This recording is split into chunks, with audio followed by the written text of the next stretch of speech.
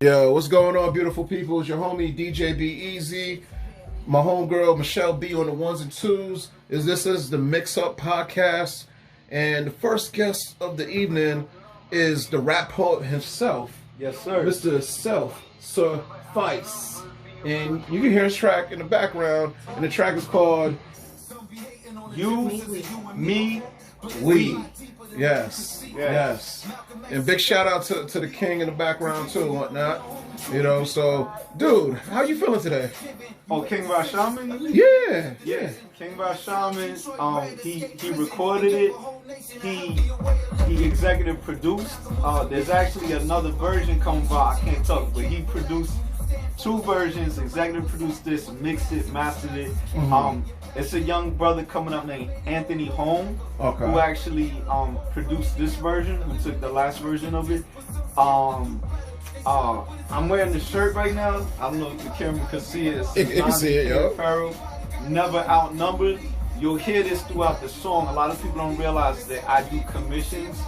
So like 90K Apparel is an apparel company with a positive message. So that's what I did. I just shout out to Latino Center for Progress. I just did an environmental racism song for them, which that'll come out probably in a month or so.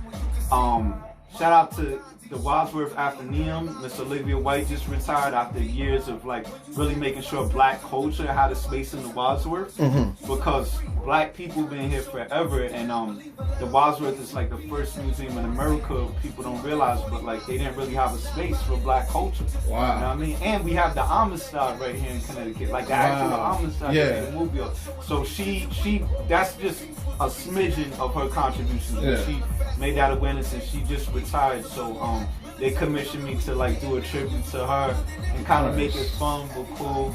I did another one for a solar power company. This woman made basically like a solar dish where like you could barbecue your food on, whatever. Stop it. So it's just like a simple little thing, but it's also like a solar powered generator that you could get electricity off of. So it's just amazing when you use your gift.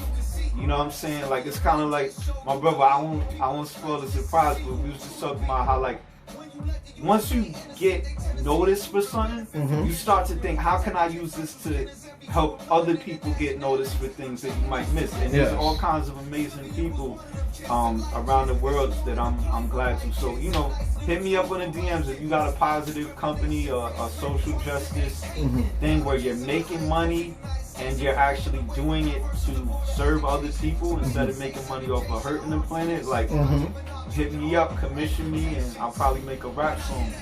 And it's growing the mental, the whole like spiritual aspect that we have all in us and whatnot. So this is good. Number one question I got for you is... Oh, shout out to Val. I can't say that without saying shout out to Val. Val is the brother behind the company. Shout out to Dennis Kenny too. He's like, they're the people behind. So they call it non-DK, never outnumbered DK, because that's his initials. And that's actually Jen, who you know, Lady Gutter. Jen is Val's cousin. So shout out to all the dancers in the video, the B-girls and B-boys. We had Jen, we had Jakar, we had Tank Sauce, we had Pop Tart, we had Just, we had Tyler Party Pack, we had Flower Bomb. Like, it was just amazing how many people came through. My brother Picasso's nephew just happened to be in the skate park. He was feeling, I was like, get in this video. You know what I mean? He killed the video. He's a star. So I just want to say that too. Like, I couldn't put these things together. You know what I mean? It's just, I think you get better at noticing when great people are around you and letting them do their thing. You know what I mean? Like when you try to force people to do things, it's way different. But if you just open your eyes, there's all kinds of amazing people around you. And you just gotta just let it flow, like all into the flow and whatnot. So that's honestly, this is amazing stuff. That you've been doing amazing things. Thank but you. Likewise. Thanks, my brother. Appreciate that. Let's get to the origin. How was your experiences of growing up in Lower East Manhattan and some of your early music influences? Well, first of all, nobody said Lower East Manhattan. Just if anybody, yes, no cider. They might say look everybody Spanish. They say a lot of things, but nobody says Lower East Manhattan. But you know, like people know they have like a Soho. They got different neighborhoods, but the LES is like from South Street to 14th Street. So you got all the way from like Smith Projects, which is Chinatown, basically, all the way up to the Williamsburg Bridge area on the other side, the Ave Alphabet City, you know what I'm saying? And then going up towards 14th Street. So it's a real diversity of characters and cultures and creeds. You got the original synagogues of Jewish people in America still there. You got the most, I don't know how to say it, but like you got real original Chinese culture communities right there. You know what I'm saying? You got real original Italian, Little Italy Italians right there. You know what I mean? So it's like, it's funny because it's a smaller space in terms of square feet probably, but you got the whole world there. And growing up, I ain't even realizing. But LES is kind of like this seed. You got 5 boroughs in New York, basically. You got Bronx, Queens, Staten Island, Bronx, Manhattan, Staten Island, Queens, and Brooklyn, right? LES is right in the middle. So what I didn't realize is a lot of people that I was around, they all had to compact. So if I was going to the Bronx, you know what I mean? And then if I was going back to Brooklyn, I passed through Manhattan. If I'm going from Staten over to Queens, I'm passing through. So a lot of times you pass through, you know what I mean? And that's why I had a lot of friends from all the different boroughs. But in the LES itself, it just got so many Jewish people, Chinese people, Italian people. Like, I met some real gangsterly gangsters too, because it's funny, like a lot of times, you know, they say that like, you know, black culture gets associated with gangsterism and the media and everything and hip hop. But like Little Italy has real gangsters. Yeah. You know what I'm saying? Like Goodfellas, Goodfellas. Yeah. And I'm not saying like the Bloods and Crips and everything isn't, but like you're talking about like American historical like origins, you know what I mean? So you really got to see people in their own element. And I guess what I'm trying to say is the gangs in New York. The gangs in New York. Yes. So like the Chinese gangs was like real. Yeah. The Chinese, I remember seeing the bullets on one of the monasteries, you know what I'm saying? But like this is what I'm trying to say. All of these people had their culture richly, like heavily. Like if you go into Chinatown, you know you're in Chinatown. You're not like, oh, this is a Chinese store. Like, you're like, okay, the laws is differently, act accordingly. You are not calling in regular police if something happens. If you're in Little Italy, they handle it their way. You get what I'm saying? But we were all so close together. And that's what I'm trying to say. A lot of times, if you have like an Irish or Italian or English or black or whatever culture you have, it's just their thing.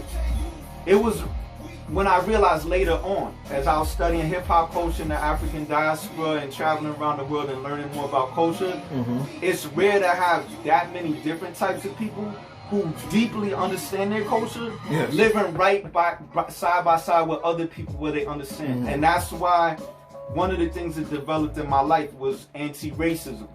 Because it was just given to me, being in that area. I didn't realize, from having to bump into people on the subway and so close, and us just being used to doing that. Even though you could maintain your own heritage, but you also didn't feel like you need to attack mine or be separate. We had a community heritage together.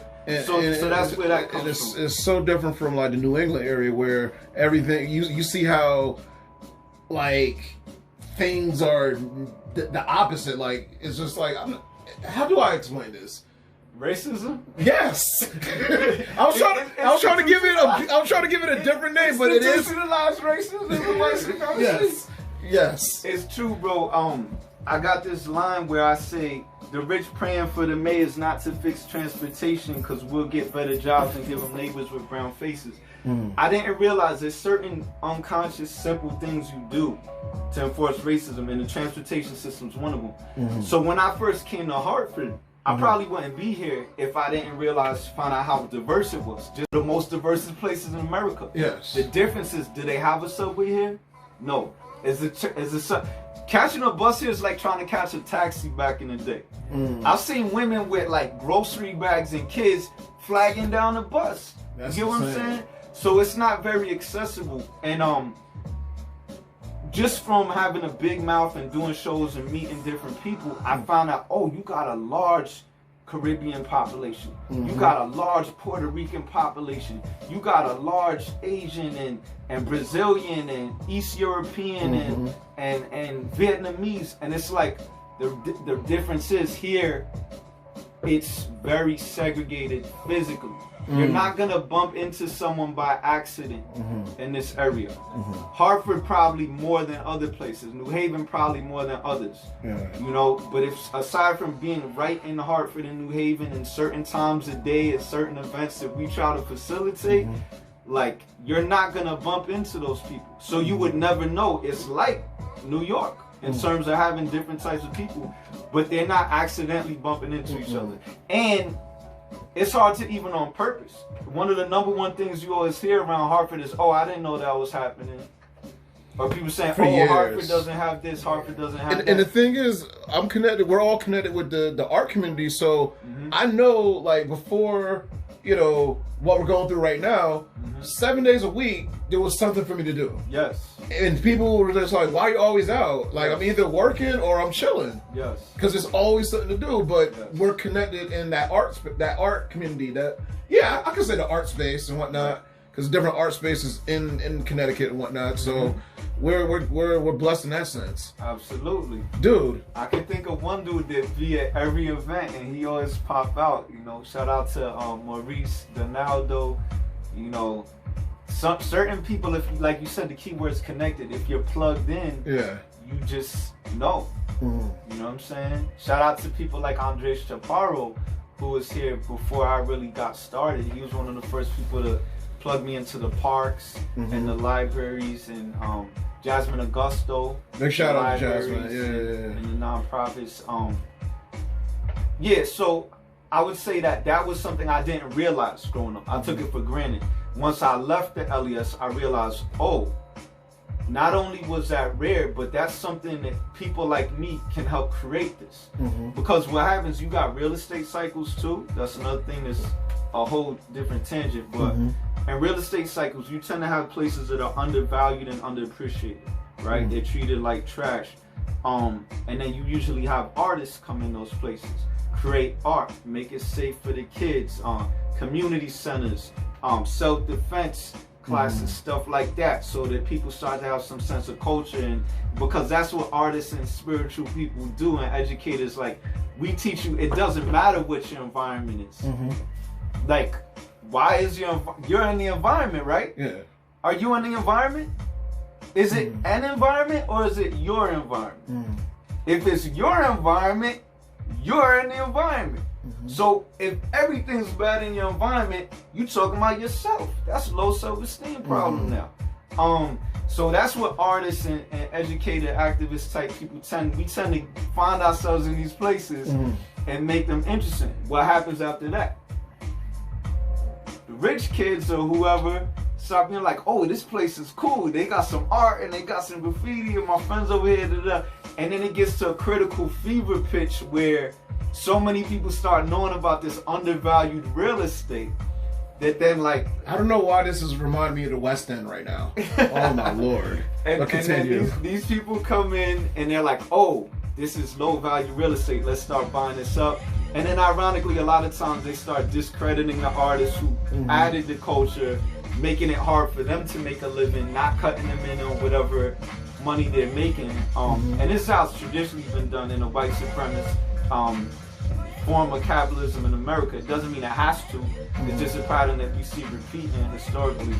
And then with overpriced and over reputation, and the artist is like, you know what? I'll go somewhere else, because at the end of the day, we create that value. And we say, where can I go to create out value, not be supporting people that are overvaluing this, making money off my community and not really giving anything back. Hopefully, Hartford's at a critical point where it's a balance right now, because they even have a motto, Hartford has it. Yeah. So people are realizing it's here, but the fear of people saying Hartford has it regardless of black people. Or are we going to say Hartford has it because you're starting to appreciate black people? And I just say black people as a code, because, you know, we could talk about this could be a whole lecture, but when I say black people, I mean like people who traditionally do work and add value to places and don't get credit. That's just a shorthand for everybody doing that. Yes. You know what I'm saying? Sure. So if Hartford can get to a place where they realize, oh, we do have it, especially because we value our black people, then I think it could we could sustain this a little bit longer. You know what I'm saying? But if it turns into, oh, Hartford has it even though there's black people, and again try to dismiss why Hartford has all this diversity and culture and stuff, then they're gonna kill it. And I say they, you know what I mean? Yes. Because not you, not me, not you. We are the ones who try to keep that alive. We say we have value. We're the heartbeat, literally. Everybody's giving something. We the heartbeat. Yeah. You know what I mean? Dude. Explain why you took the Trinity College scholarship over a Def Jam contract. It's funny. I just got a commission. Shout out to Abdul and Steve Ginsberg and my people's clinical services in St. Joe's. They just commissioned me on Fatherhood Man Alone project, and I had to like talk about that. Was a period where my father passed away. He was never there when I was a kid, and then came back into my life as a teenager. Right as he came back in my life, I was doing my first shows. I got, booked by Talib Kweli, who's legendary, and my sister Jessica K. Moore became a mentor to me. And here's my dad, who I never really saw, and then I started seeing him, and he brought me a cheesesteak and everything. And then the next day, I was having this show. Me and my crew was putting on our whole right by Delancey Street, a spot called ABC No Rio. And it's funny, it's a historic spot in the LES near the Williamsburg Bridge, because the original name of the venue is scratched off. So I don't even know what it's called, but the remaining letters is ABC No Rio, so that's what they call it. Okay. And at that point we had the squats, so it was so much. It wasn't gentrification yet. So they had abandoned so many buildings. So we had a radio station like this, but it was a pirate radio station where we just took over a building and built radio stations, built the walls out of glass recycled bottles, and police don't cross signs. We turned those to steps. All that creativity, you feel me? So that type of thing was going on, and my dad was there, and I was like, oh, good, you're here. I'm doing the show and everything. And I was no longer that bitter kid, oh, I'm gonna kill my dad if I see him, he offended me. I was at that phase of it's hard being a black man and this and that, you know what I mean? So he's there. And then went and did the show, and he wasn't there, you know what I mean? It was one of those times where he had a free get out of jail ticket as a dad. You know what I'm saying? It's a couple times where you get a free get out of jail ticket as a dad when your kid's a teenager, because they right in between hating you and blaming you, and trying to give you a chance. And if you show up in those moments the right way, you're dad. And he had that, and he didn't show up, and I was so disappointed. And so we was doing the show, somebody in the crowd was shouting out where it's a freestyle, and I just broke into this freestyle about not having a dad, Grew up without my pops. I used to act mild, not wild like the other kids talking back to cops. I always try to drop knowledge, go to school, not be the fool. Then I realized that, that wasn't cool. In school, they don't teach you nothing. They front and they bluffing. I went to Style High and, they didn't teach me nothing. So, it's all about getting control of your own soul and have something to pass on to the young bros, the little brothers and the sisters. If they got a blister, you got to keep them under the covers at night and say, hey, baby, it's going to be all right. But, my pops pops was never around, yo. If I would've drowned, yo, he wouldn't have known that so-and-so blowing the scene. Word up, and you know he had cream, but he never sent no support to my dukes. He stepped like a troop going to war, but what was he fighting for? Drugs and alcohol, out the door, off the hook. No, I made you look. Everybody in here got him in, cause everybody in my PJs is like this champ historian. Like, I don't remember freestyles usually, but that one was so, like, I dropped that, and then it became a therapy session to all the guys in my crew, because we all had that story of, like, growing to bitterly hate these black, brown, Latino black men who we are growing to resemble, and not really understanding the structures, white supremacy that created that. You know what I'm saying? So it was very therapeutic, and, like, somebody taped it, and, like, I remember it. So, that being said, I started to realize, like, black men before me had been through a lot. And I get this thing I wanted. You know what I mean? Like, that was the outward thing that as a young person, a lot of times you want to get that approval of that outward thing. So I got the Def Jam deal. You know what I mean? And it was like, cool. Like, I'm official. It's like why we battled a lot, too. It wasn't, like, necessarily why I would battle now. Like, if somebody want to spar, or like if someone's just checking in with me and they don't know, and I'm like, boom, boom. It's similar to fighting in that way too. You know what I'm saying? But back then it was like, oh, I needed to prove myself, to say I won this battle, or I battled this person, and then we would win, and then go to other neighborhoods, and other neighborhoods start coming and battle us. So that being said, the point that connected to the Def Jam deal was I had kind of got that outward thing by getting the recognition. But then I was also the crossroads of realizing, what is it to be a black man? And I was like, oh, there's this whole civil rights movement, and people like my father, who, like, otherwise we say, oh, like, he became alcoholic, like, he wasn't there for me as right? Like, we could describe him as a stereotype, or like, his best friend was Mumia Abu-Jamal, which is the most famous political prisoner in America.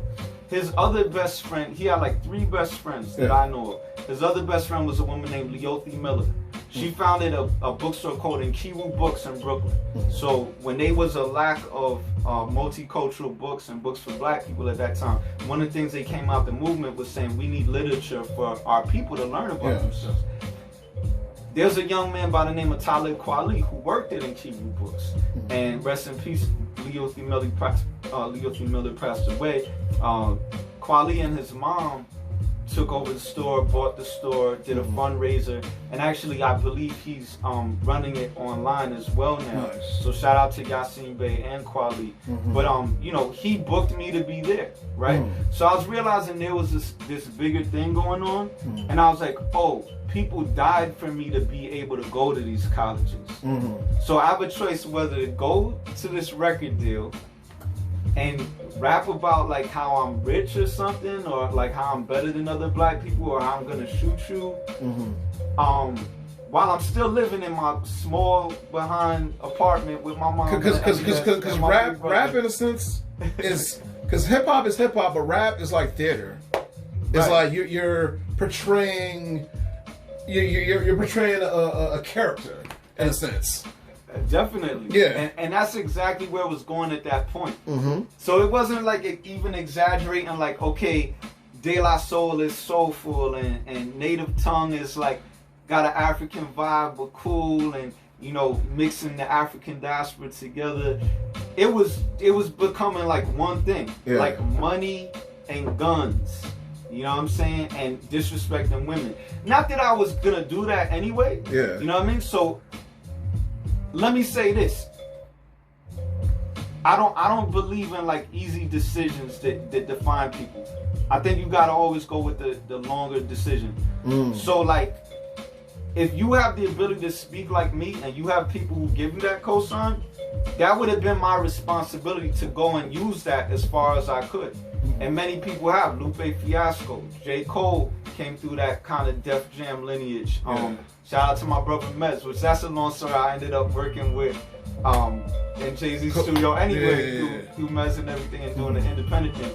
But before all of that happened, what I'm saying is I turned down the Def Jam thing because weighing the options at that point, I actually had a chance to go learn and gain access to these books in these colleges and actually get out of my mom's apartment. Yeah. And I was a little bit codependent at that point, which I realized, like, I didn't psychologically know the words, but like a lot of us young boys growing up with a single mom, you feel like you're protecting your mom, and that's unhealthy. Like, anytime you feel like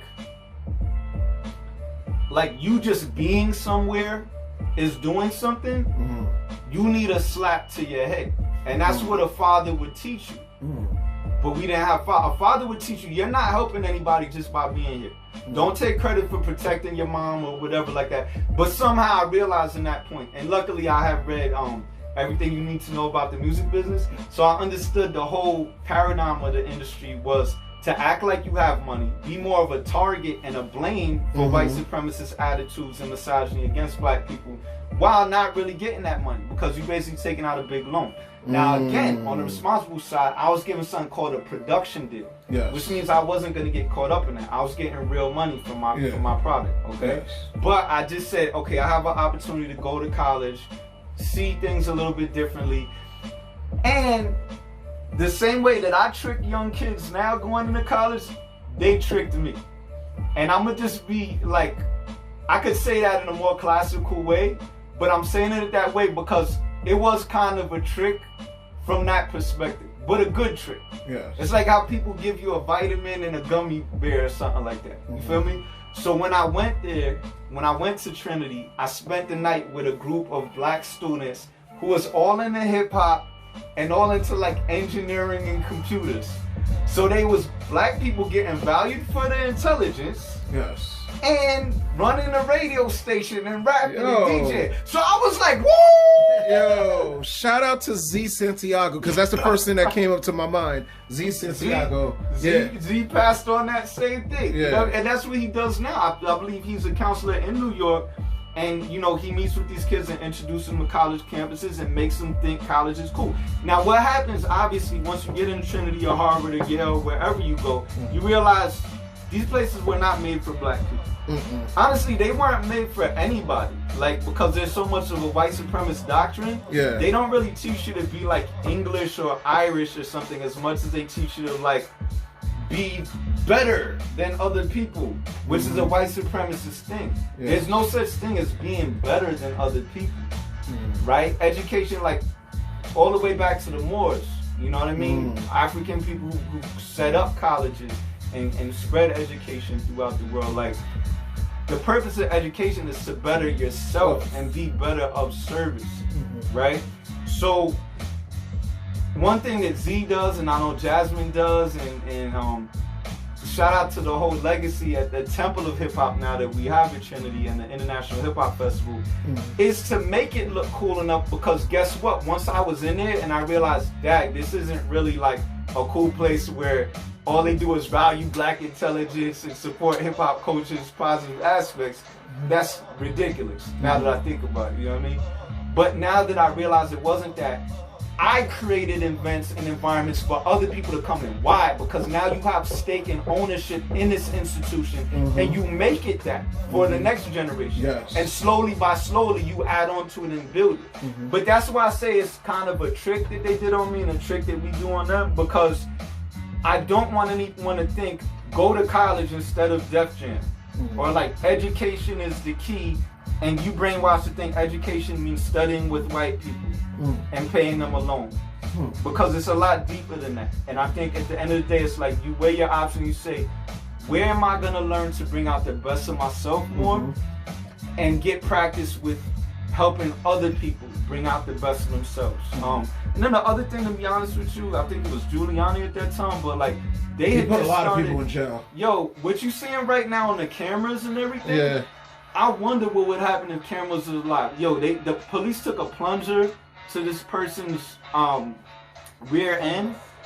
They shot this dude 21 times, but like he was unarmed. Like, they was just going crazy, like on some gangster, and encouraged to do it. Encouraged to do it. My brother behind the camera, you're gonna see in a second, but like, we know that time, and it was like, Actually, I skipped through that whole thing to just say in hindsight when I realized how crazy it was.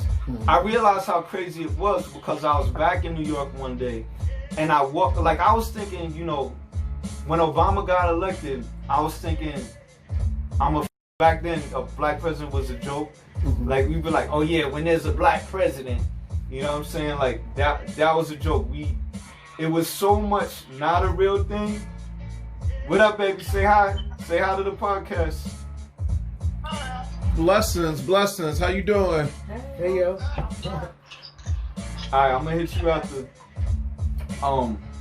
But yeah, so I was like, that was my first thought, because we would be like, if you wanted to say anything wasn't gonna happen, you'd be like, when there's a black president. It was so much ridiculous. And then when he did get elected, I was like, I was worried for his health. Like knowing the history of this country, right? Yes. And maybe that's my ignorance. You tell me when you get off, if that's like our time, if that's an ignorance, or if that was just me being paranoid. But I was like, oh no. But I didn't really think anything would change in my day-to-day life, because that's how it is. Like when you gotta do and you in the projects, like you don't think about who's the mayor and the governor. You like, I gotta figure out how to make things move. Yeah. Like, so I passed by some police that week, and I didn't feel like regular feeling I felt. It's like a feeling of like being a potential target. And I don't know how to actually put it into words, but I'll never forget that moment, because I remember feeling it, and I was like, oh, something's different. And I don't know, like anybody who never experienced before Obama, or like the era that I'm talking about, like as a young person, I can't explain to you what it was, but I want you to hear what I'm saying. It made a big difference. I don't know if it was the skin or the lineage or how he conducted, but whatever it was, having someone do what he did changed the way that the police felt like it was their job to make black people put in their place or feel like criminals. Like I was going to the top school in New York, Stuyvesant High School, you know what I'm saying? And yet I was looked at when I walked out of that school every day like where I was from. You just another N word from the LES, you know what I mean? So that's how cops always made you feel. To me, and my experience. I'm sorry, I'm just giving my experience. I do remember one or two cool cops that would be in our neighborhood that were like black and Latino cops. And then we also had the housing patrol cops, you know what I mean? So they had a couple people that was like, they were cops or they was security. But they knew why they was there. They was there from the community and for the community. But aside from that, we always had this negative thing. So my point is this: after that week with Obama, I walked by some cops, and I just didn't have that feeling anymore. I felt like, oh, I'm just a person like out here, and I'm not a criminal. You know what I'm saying? Wow. And it was nothing they even said. Really, it was something they didn't say. Like they didn't look at me. They didn't treat me crazy like I'm an invader in my own neighborhood, something like that. So going from there, I lost my point. I'm gonna be real, I completely lost the point. But going from there, I realized, boom, there's something about bringing people in and having representation. That's what it was. Having representation in places and doing things that are different, where people think, oh, well, you're never gonna change that. Actually, you do change it. And to think that my kids now always grew up, like with Obama, like they just feel entitled to something, and sometimes I just want to like grab them up because they take things for granted. And you got 2 teenagers now. I got 2. Wow. But it's a good thing overall, because they should have that. That's what so many of our fellow countrymen have enjoyed and should enjoy. The right to feel entitled to the life, liberty, and the pursuit of happiness, right? Yes. So basically, that's what brings me back to You, Me, We. There's a song out now, you know, it talks about Gandhi, it talks about Sylvia Mendez. People don't realize she was a Mexican-American girl that was segregated out on the West Coast, and her case actually set the precedent for Brown versus the Board of Education. She received a medal from Obama, and I talk about Malcolm X in there, and just thank you again for Jen and Val for bringing me and Rashama into it, because basically, you could call me a rapper, you could call me an MC, you could call me whatever. I also do fitness things, you know what I mean? I'm making my own macadamia milk now, almond milk, and cauliflower recipes and stuff like that, and just consulting people on that. Give everybody your social media, man. I spent 3 months without having meat or milk, right? Or cheese. Yeah. But I didn't have grains either, my G. That means no bread, no pasta, and no rice. No brown rice, no white rice, no brown rice. No white bread, no brown bread. You get what I'm saying? So like, you could say I'm a rapper, but really I'm someone who likes figuring out things that are healthy for your mind and body, and making it easier and fun and entertaining to digest through my music. But yeah, my social media is Rap Poet, RAPOET, Rap Poet. And then the current track, you can get that on Spotify. I got Tidal, so I'm listening to it on my Tidal and all that. You're the one that put me on. Let me bro. You know what I'm saying? You put me onto that. So if anyone can make a playlist on Tidal, the basic key is to make a playlist and have this song on it a few times, because that's what the main big companies do. Like Justin Bieber just put out a post where he told his fans to just do that. I'm not saying do that, but at least put it on your playlist a few times to help us reach this goal, because that's the only way we're going to be competitive. It's $5 at the end of the day. You know, you get 1 million plays, it's $5, but it's more about showing that we can get millions of plays on a track that's about peace, not violence, love, not misogyny, unity, not obsessive capitalism, and saying I'm better than you with my money supply, and you know, having fun and entertainment instead of a dysfunctional use of drugs that's far away from an indigenous use of drugs or hallucinogens or anything like that. And honestly, it's just like going back to the elements of the hip hop, the love of it, the peace, love, and that's what I just quoted. I just quoted the 4 actual elements and principles of hip hop. So you easy dog history, dude. Like it's funny how rap is a whole business. You know, and in a second we're gonna talk to Jay about how the fighting game is a whole business, and then just the origins of like how it started. So it's shout out to KRS. He said rap something you do, hip hop something you live. And shout out to Minister Server from the Temple of Hip Hop. So, you know what I mean? But yo, this is what I want y'all to know. I need people to play this song on whatever social media, and I need you to tag me so I can repost you and show. Because basically how this whole like erasure of culture works is they dismiss you when you're doing something positive, and they dismiss other people doing it. So I just want to repost people saying, I like this song, I'm playing this song is cool, whatever, and that we got talent in this area. You see the dancers in the video, you know what I mean? You see all these positive people doing things, but you don't want to talk about it because it's not you getting shot. It's not somebody beefing with each other in our community. It's not what you've been trained to talk about. It's not cool. No, it is cool. We define what's cool. That's why they use our music to promote all these different brands. So if we use our music to promote our culture instead of their brands and peace in our community and love and unity, then we make that cool. And saving lives. Because a lot of senseless murders and crimes happen off of just the soundtracks of the streets, in a sense. Like, so it's like you have your soundtrack, and then there's other companies that create a soundtrack to, you know, have it set up that we're like crabs in a barrel destroying each other. That's right. So you're correcting your, in a sense, you are lyrical CMOS. You're correcting everything going on with the wrong acidity of the body, and now you're bringing it you're bringing it back to alkaline. Yes, you're the correction. Michelle, shout out Michelle B on the ones and twos. She just had to look at me when I said this is Self Suffice, the rap poet. That's my new nickname, Self Suffice. Boss. Yo, we got another king in here. I don't want to take up too much time, but I just want to make it emphatically clear, like, those little 0.001 cents, and you saying, oh, that's messed up, and it doesn't. No, it's not messed up. it counts. I'm one MC in particular telling you, please play this song at least once a day. Play it when you're in the shower. Play it when you wake up. You know what I mean? Put it on your playlist, whatever. It does matter to me, and it does help me tell the story differently from the story that's being told about it. So I appreciate y'all tagging me. I'll repost y'all. Where can we find it? Continue to win. Look under Self Suffice on all the platforms. Like Spotify is the best tracked one, so that's the one that shows us the best. But like it's on Tidal now. It's actually on Napster now. If you're gonna do one thing, I would recommend people buy a Napster subscription and play the song there.